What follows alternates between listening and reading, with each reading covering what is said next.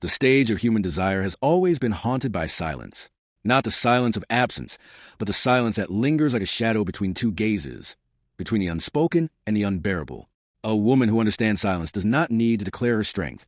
She bends the fragile scaffolding of a man's ego without lifting a sword, without raising a voice.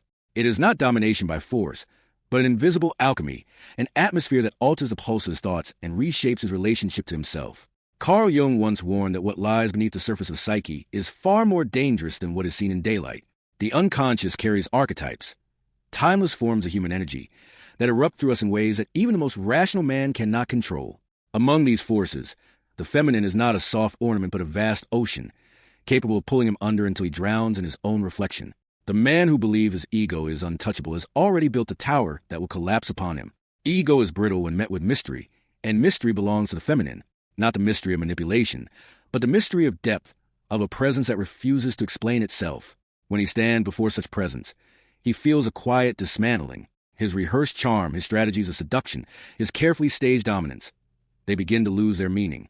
He feels the ground beneath him shift, and though he cannot name why, he feels a sense of control slipping away. This is the first silent weapon, the power of absence within presence. It is the gaze that does not plead, the posture that does not chase, the stillness that does not collapse under pressure. In Jungian terms, it is the anima, the inner feminine, that awakens within him through projection. He sees in her what he cannot yet integrate within himself. His attraction is not truly to her, but to the parts of his psyche she has illuminated.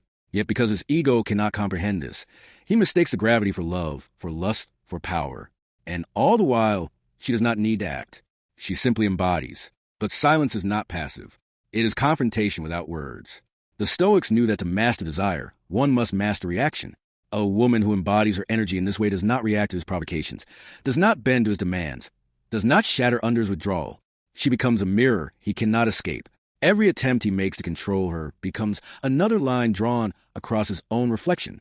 In this way, the ego begins to tremble. You may feel this in your own life. The moment you stop explaining yourself, the moment you withheld the desperate text, the moment you stood in a storm and refused to collapse. That silence unsettled him more than 1,000 arguments. Because arguments feed the ego, but silence starves it. Arguments allow him to remain the hero of his own story, but silence forces him to face himself. And so he bends, not because she demanded it, but because his own psyche demands it. He must bend or break, and in bending, he discovers that what he thought was her power was, in truth, the awakening of his own buried anima. The second silent weapon emerges not from withholding, but from resonance. Resonance is the art of embodying self-worth so deeply that every word and gesture vibrates with quiet certainty. Jung spoke often of individuation, the process of becoming whole by uniting the conscious and unconscious. A woman who is walking this path radiates a frequency that unsettles fragile men, for she is no longer an object of conquest. She is a mirror of his incompleteness. When she speaks, there is no apology woven into her tone. When she moves, there is no hunger for validation. When she looks at him, it is not with the gaze of one who begs to be chosen, but with the steady recognition of one who has already chosen herself. This is a silence louder than thunder. It bends the ego because the ego thrives on imbalance, on the need to dominate or to be adored. But when faced with wholeness, his ego has nowhere to stand. Trauma psychology teaches that many men build their identities upon defenses. Bravado to cover shame, aggression to cover fear, control to cover inadequacy. Yet resonance disrupts this architecture. He begins to sense that his defenses cannot survive in her presence, because she does not play the game of confirming them. His anger falls into emptiness. His charm meets indifference. His withdrawal finds no anxious pursuit. And in this abyss, he feels the unbearable weight of his own wounded boyhood, the unhealed fractures in his psyche. To the unprepared man, this resonance feels like danger. To the man ready for transformation, it feels like awakening. Either way, the ego bends. And here is the paradox. Her silence is not against him, but for herself. Her resonance is not a weapon forged to wound, but a shield of authenticity. The bending of his ego is merely the consequence of her wholeness. The third silent weapon lies deeper still, hidden in the archetypal terrain Jung named the shadow. Every ego builds its fortress upon repression, burying unacceptable emotions in the dark. A man's ego fears humiliation, weakness, dependency. He projects these shadows onto the women around him, demanding that they carry what he cannot face. But the woman who has faced her own shadow becomes immune to his projections. She is not afraid of darkness, neither his nor her own. When he accuses her of being too much, she smiles at the irony. When he withdraws love to provoke desperation, she feels the ache but does not shatter. When he tries to paint her as a villain in his story, She knows it is only a shadow trying to escape the mirror. This quiet immunity destabilizes his ego, for projection only works when the target accepts it. You may recall a moment when you realized his words no longer defined you, when his rejection no longer poisoned you, when his attempts to provoke you felt almost transparent. That was a shadow disarmed. That was a silent weapon at work. For in this silence, she bends him toward himself. His ego, deprived of the fuel of projection, begins to collapse inward. He is forced to confront what he has buried. He feels his fragility not as shame, but as truth. And if he is willing, he begins to awaken, not because she demanded it, but because her very being denied in the escape route of blame. These three weapons are not actions, but states of being: absence within presence, resonance of self-worth, immunity to projection. They require no raised voice, no manipulation, no theatrical seduction. They are the natural radiance of feminine soul walking the path of individuation, carrying both light and shadow with grace. And in their silence, they bend the ego of any man not by violence, but by inevitability. The first weapon, the silence within presence, has always been the terror of kings and conquerors. Men who command armies and dictate nations crumble not before armies larger than their own, but before the stillness of a gaze that cannot be moved. History remembers queens and lovers, but beneath the chronicles lies a subtler truth. The men who stood tallest were often undone not by betrayal, but by the silent refusal of a woman to yield to their stories. Consider the archetype of Helen, not in the shallow myth of beauty alone, but as a symbol of the feminine force that drew empires into ruin. It was not merely the lust for her form that ignited Troy's destruction. It was a refusal of mystery to be contained. Helen became a mirror, and in her, men saw not her essence but their own egos stretched to breaking. Troy did not fall because of a woman's weakness, but because of the silence she carried within presence, the absence that denied them certainty. This same force plays itself endlessly in the quiet rooms of modern relationships. The man who leans on bravado expects her to fill the silence with reassurance. The man who tests with withdrawal expects her to chase into the emptiness. The man who provokes with anger expects her to meet fire with fire. But when none of these responses arrive, when her stillness meets a storm, the ego begins to bend, not outwardly, not with dramatic surrender, but inwardly, like the bending of steel under heat. Carl Jung would describe this confrontation as a shattering of projection. In the beginning, a man projects onto a woman his anima, the unclaimed inner feminine qualities he's repressed. He sees in her a softness, a mystery, a nurturance that he longs for but cannot admit. But when she stands silent, refusing to play the part he has written for her, his projection falters. He is no longer gazing upon a fantasy. He is staring into a mirror. And mirrors terrify the ego, for they expose what cannot be controlled. This silent weapon does not scream, "See me." It whispers, "See yourself." And he does not wish to. His ego was not built to endure that weight. Yet, the more he resists, the more it bends. Imagine a man standing before a vast body of water. He throws stones, expecting ripples, expecting the water to echo his presence. But when the water remains still, unbothered, unshaken, he begins to sense his own futility. He hurls larger stones, louder words, sharper provocations.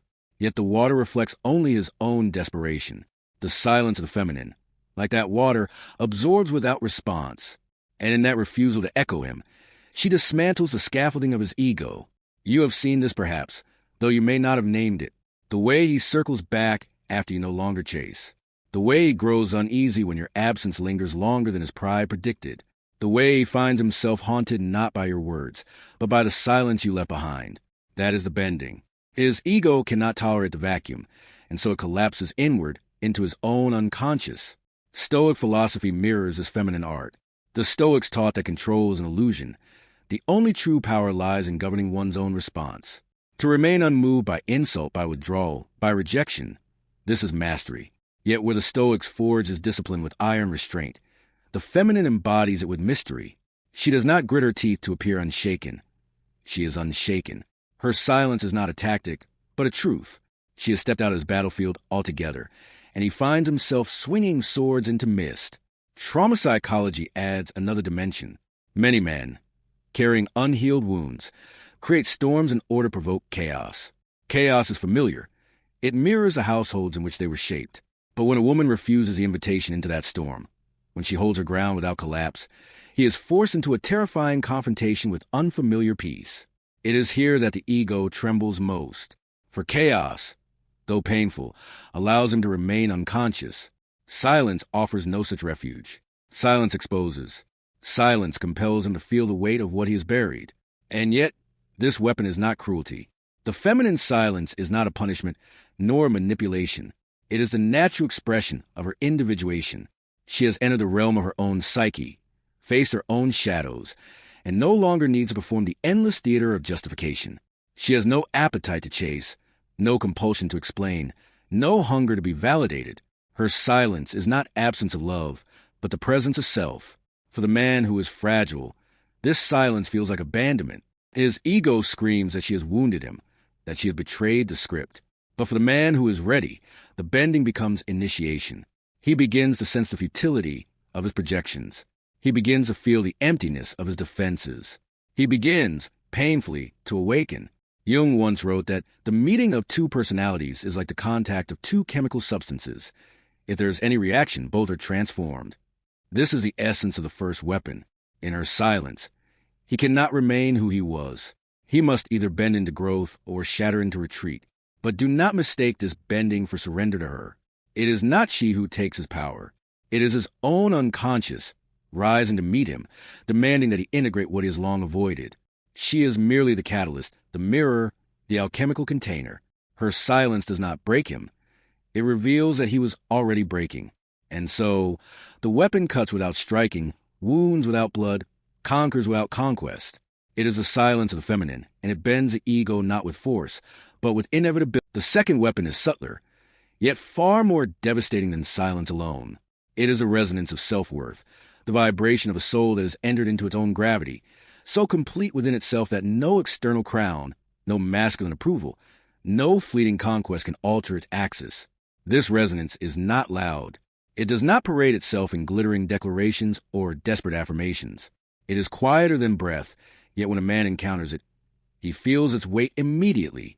For the ego thrives on imbalance, on finding cracks through which to dominate, wounds through which to plant its roots. But a woman who resonates with her own worth offers no such opening. She does not beg, does not barter, does not explain. She stands in her own center, and that stillness bends him. Carl Jung named this process individuation, the alchemy of becoming whole, the uniting of light and shadow, the conscious and unconscious, masculine and feminine within the self. A woman who carries his resonance has walked through her own underworld. She has tasted rejection, betrayal, abandonment. She has sat with the voices of her own shadow, the whispers that told her she was unworthy, unlovable, too much, not enough. But she did not silence them with distraction. She listened. She pulled them into her chest and made them part of her. She became whole. And now, when she enters a room, her presence speaks without speaking. A man feels the gravity of her individuation, and his ego trembles, for it recognizes what has not yet become. His ego has built its throne on external recognition. The applause appears, the conquest of women, the temporary highs of victory. But here before him stands one who does not play his game. She does not feed his need for validation, nor collapse under his withdrawal. She mirrors his incompleteness without a single word. Resonance disarms him not by challenging him, but by refusing to challenge. It is a refusal to compete in the theater of dominance and submission. She is not against him, but neither is she for his ego. She is for herself. And this is unbearable to the man whose identity depends on conquest. You may have felt this within yourself, the shift that comes when you no longer beg for the text, when you no longer crave the glance, when you no longer sacrifice your boundaries for his fleeting approval. That shift was resonance being born. And in that shift, you may have noticed the unease it created. He began to test more, withdraw more, provoke more. For the ego, sensing its power slip, grows frantic. But the more he tested, the more the silence of your worth bent him. This bending is not always visible. He may not kneel, may not confess, may not even stay. Often he leaves. But even in leaving, he bends. For he will carry with him the haunting realization that he did not conquer you. Not because you resisted, but because you were unconquerable. He may cloak this in anger, in dismissal, in accusations of coldness. Yet beneath it all, he knows, he met a resonance his ego could not contain. Consider the archetype of Persephone, queen of the underworld. She was not merely the abducted maiden of myth, but the sovereign of a realm no man could rule. Hades himself bent before her presence, not by chains, but by resonance. She was at home in the dark, and so the dark could not bind her. This is the same resonance that lives in the individuated feminine.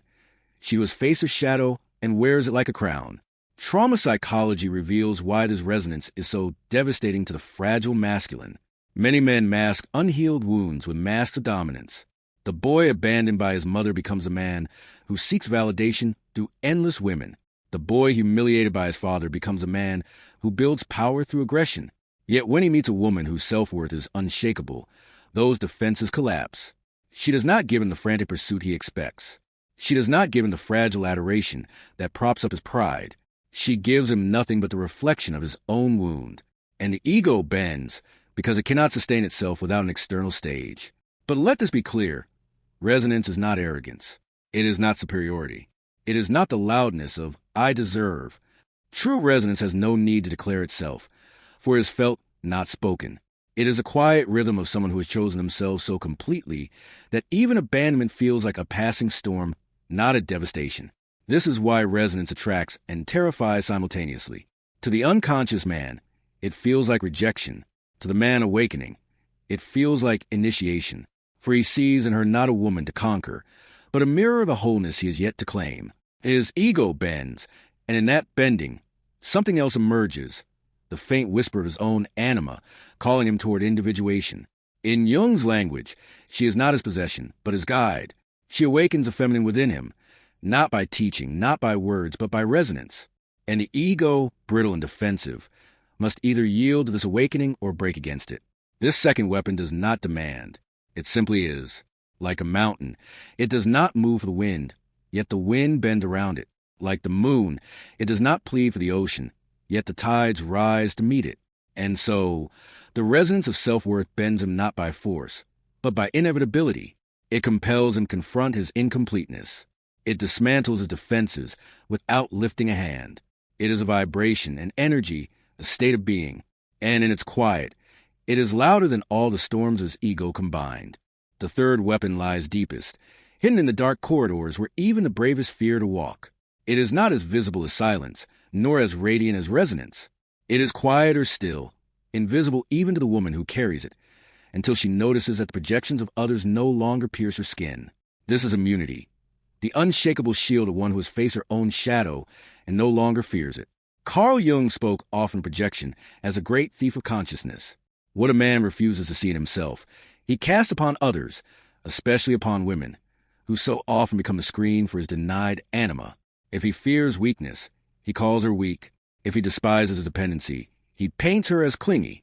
If he cannot face his hunger for nurturance, he demands she mother him and then resents her for doing so. Projections are the ego's trick, its attempt to avoid self-recognition. But when she has walked through her own shadow, his projections cannot cling. She has already faced the voices that once called her too much, not enough, too emotional, too cold. She has sat with her rage, her jealousy, her shame, her fear, and claimed them as hers. So when he tries to paint her in those colors, she does not collapse in confusion. She does not fight to prove her innocence. She recognizes the projection for what it is, his shadow, not hers. And in that recognition, she disarms him. This immunity bends his ego more than silence or resonance alone, for projection is the ego's final weapon. When words fail, when charm fails, when dominance fails, the ego turns to blame. It seeks to plant its own darkness in another, so it may remain untainted. But when she refuses to carry that darkness for him, he has no escape. His own shadow turns inward, pressing against the walls of his psyche, demanding to be seen. Trauma psychology calls this moment the collapse of the defense. The defenses he has built since childhood, the anger, the withdrawal, the accusations, suddenly fail. And beneath them lies the boy he has always been, frightened, longing, unhealed. For the first time, he must confront himself, naked and unprotected. This is the bending. The ego cracks not because she attacked it, but because she refused to carry its weight. You may have lived this. The moment he accused you of being needy, but you did not scramble to prove your independence. The moment he told you that you were cold, but you did not contort yourself to appear warmer. The moment he claimed you were unworthy, but you knew, with quiet certainty, that his words were not yours to hold. That was immunity. That was the shadow disarmed. In myth, this archetype appears as the dark goddess, the one who walks with serpents, who is unafraid of blood, who looks into the eyes of death without flinching. Lilith, Medusa, Kali, All figures demonized by men who feared a feminine power that could not be possessed, projected upon as monsters because they refused to play the victim. Yet beneath the demonization lies the truth. These women were mirrors of what men could not face within themselves. Their immunity was their terror. And so it is with every woman who has faced her own darkness. She no longer panics when accused. She no longer begs to be redefined. She does not need to cleanse herself of his words, because she knows they were never hers. She is immune, and his ego bends for projection that once saved him has nowhere to land. The Stoics, too, spoke of this power, though in a different tongue. They taught that insult has no power unless accepted. If a man calls you a name and you do not take it, it remains his possession, not yours. The individuated feminine lives as truth instinctively. She does not reject the insult with rage, nor accept it with shame. She lets it return to him like an arrow loosed into the wind. This immunity creates an unsettling quiet in him. He expected her to fight, to cry, to plead. He expected her to carry the burden so he might remain untouched. But when she does none of these things, he is left alone with himself. And there is no lonelier place for the ego than within its own shadow. Yet here lies the paradox. Immunity is not indifference. She does not become a cold wall, nor does she harden into stone. She still feels, she still loves, she still aches, but her worth is no longer bound to his perception. She allows herself to be moved, but not defined. This is the highest form of power, for it is not defense but freedom, and it bends him more deeply than all else, because it forces him to confront the truth he is hidden from, that his accusations, his projections, his shadows were never about her. They were always about himself. In this way, the third weapon is the most transformative. It does not merely protect her. It initiates him, if he is willing. He begins to reclaim his own shadow, to draw back the projections, and see the boy beneath the man, the wound beneath the ego. This is a path to individuation. But it begins with the breaking, and the breaking begins with her immunity. Thus the three weapons converge. Silence dismantles his need for reaction. Resonance disarms his hunger for validation. Immunity shatters his final refuge of projection. Together, they bend the ego not with violence, but with inevitability. And through it all, she does not perform, does not strategize, does not manipulate. She simply embodies the wholeness she has fought for in her own inner world. The bending of his ego is not her goal, but the inevitable consequence of her becoming. These three silent weapons are not inventions of modern psychology. They are echoes of an ancient rhythm, woven into the myths that have haunted humanity since the first fire was lit. Wherever men have built empires, women have bent their egos not with armies, but with presence, resonance, and immunity. The archetypes live on in the collective unconscious, resurfacing whenever a man encounters a feminine as something greater than he can control. Eve stands as a first whisper. Her silence is not weakness, but absence within presence, an absence that unsettles. In the story told through patriarchal tongues, she is cast as the one who tempted man into ruin. But beneath the dogma, one sees a different tale. Adam's ego, secure in its dominance, was bent by her refusal to remain a shadow of him. Her presence was absent from his control, and in that absence he tasted both shame and awakening. She was not merely his companion. She was his mirror, his initiator, the force that drew him into knowledge. Then comes Psyche, the soul, whose story winds to the labyrinth of Greek myth. She was loved by Eros, but only in darkness, forbidden to see his face. When she chose to hold her own worth, to look upon it with her own eyes, he fled, and she was left to wander. Yet in that wandering, she discovered resonance. Her trials were not about winning back his affection, but about claiming her own soul. By the time Eros returned, her worth was no longer tethered to him. His love bent before her individuation, for she had become whole. And in the shadows stands Lilith, demonized by the men who feared her immunity. She was said to have been Adam's first wife, but she refused to lie beneath him. She walked away, immune to his projections of obedience, unwilling to carry his shadow of domination. For this she was painted as a monster, a seductress, a thief of children. Yet beneath the demonization, one sees the truth. She was a woman immune to projection, refusing to bear the burden of his ego. The bending she caused was so unbearable that generations of men wove entire myths to contain her. These stories are not about women alone. They are about the eternal dance between the ego and the unconscious. They reveal that the feminine is not merely a figure outside a man, but the animal within him, the part of his psyche that longs for integration. When he meets a woman embodying silence, resonance, and immunity, he meets the mirror of his own incompleteness. His ego resists, it bends, it breaks. And in breaking, he is given a choice to remain shattered or to awaken. But not every man chooses awakening. Many retreat, clinging to their fragile pride. They demonize the woman, just as Lilith was demonized. They call her cold, cruel, manipulative. They paint her silence as rejection, her resonance as arrogance, her immunity as selfishness. In truth, they fear her because she carries what they cannot face. And so they flee, not from her, but from themselves. For the woman, this is the paradox. Her weapons are not weapons at all. They are the byproduct of her wholeness, the fruit of her inner labor. She does not wield them with strategy, nor aim them with intention. They exist because she has walked through her own shadow, claimed her own worth, and learned to rest in her own presence. The bending of men is incidental. She did not set out to conquer. She set out to become. And yet, history shows what the ego cannot admit. The feminine has always been the initiator of transformation. Empires have risen and fallen because men could not endure the silence of a woman. Kings have waged wars because they could not contain the resonance of her worth. Religions have demonized her because they could not withstand her immunity to projection. In every case, the ego bent, not by force, but by inevitability. Jung would say this is because the unconscious demands balance. The masculine without the feminine becomes brittle, consumed by conquest, hollow with repression. The feminine without the masculine becomes formless, drifting without direction. Individuation requires both united, integrated, made whole. And so, whenever man refuses to face his inner anima, the outer feminine appears as his mirror, his challenge, his initiator. She bends him because he must bend. He cannot carry only the sword. He must also carry the chalice. He cannot live only in light. He must also walk the shadow. For the woman who lives these truths, there is no need to argue, no need to explain. She does not seek to prove her strength, because her strength is not performance. She does not seek to prove her worth, because her worth is not conditional.